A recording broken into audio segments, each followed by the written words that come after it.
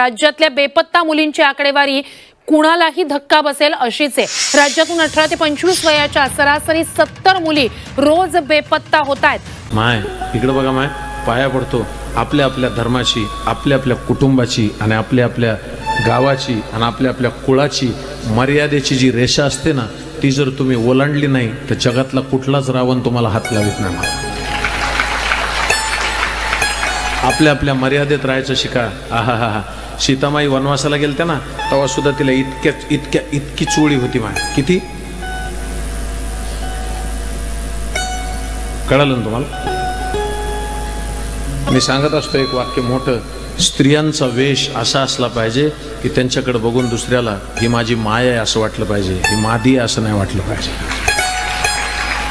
मस्तकावरचं पदर हे तुमचं आभूषण आहे, समजून घ्या। थोडंसं चांगलं जगा, पवित्र जगा।